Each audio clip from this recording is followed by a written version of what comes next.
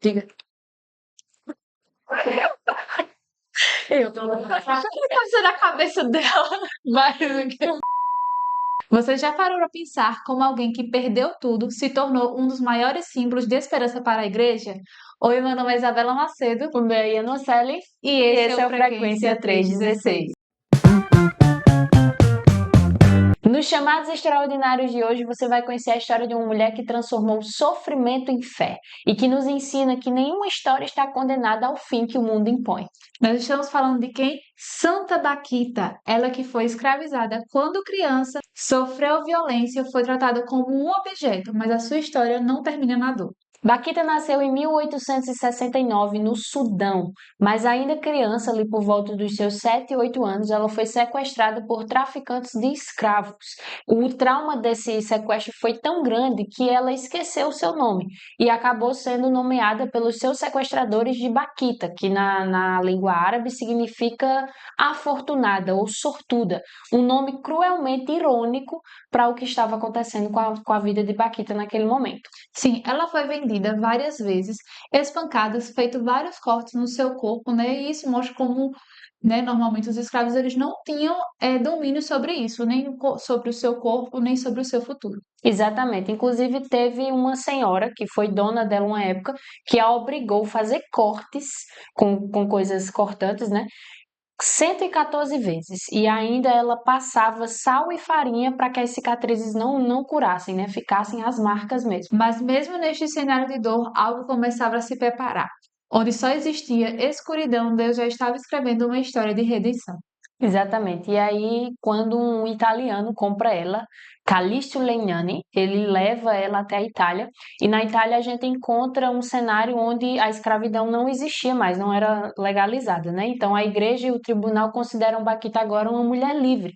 E aí, nessa liberdade dela, ela começa a conhecer o cristianismo, principalmente por meio das irmãs canossianas lá em Veneza. É nesse ambiente que, a pedido de Baquita, ela vem conhecer aquele Deus, que mesmo sem conhecê-lo, ela já sentia desde criança em seu coração. Até mesmo ela dizia, quando ela observava, né, a criação, as árvores, o sol, ela ficava se perguntando quem era o patrão daquelas coisas, né, para poder prestar uma pequena homenagem. E aí, quando ela conhece Jesus, né, quando ela conhece o Deus que também foi humilhado, que também foi chicoteado, ela se reconhece naquele Deus.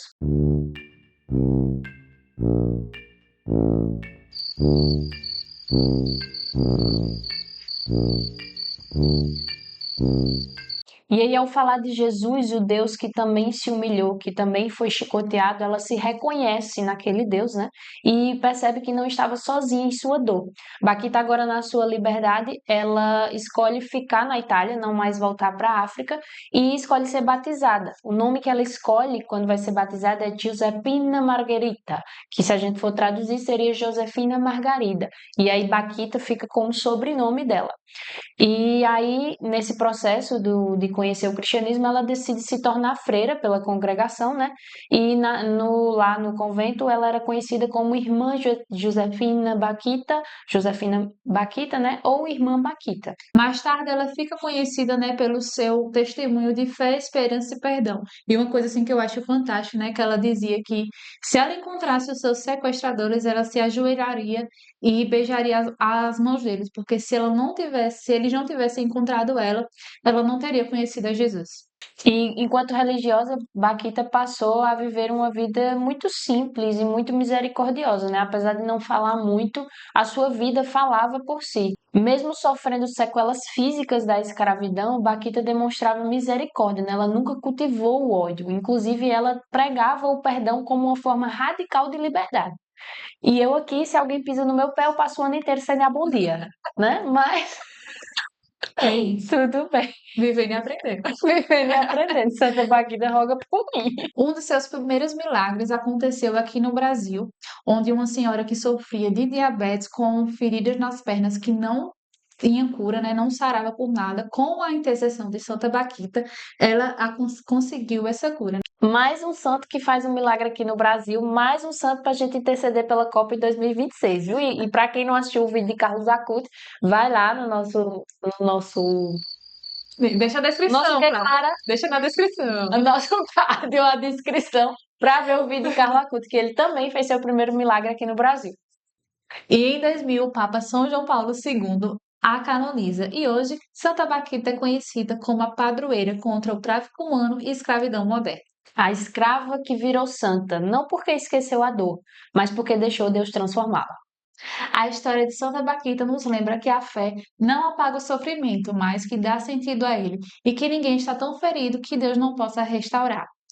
Se essa história falou com você, dá o like e aproveita e se inscreve no nosso canal para não perder nenhum conteúdo. Aproveita e encaminhe esse vídeo para uma pessoa que precisa redescobrir a esperança. Deixa aqui nos comentários qual foi a parte da história de Santa Baquita que você mais gostou. Santa Baquita, Rogai por nós. Até o próximo Frequência 316. Tchau, tchau!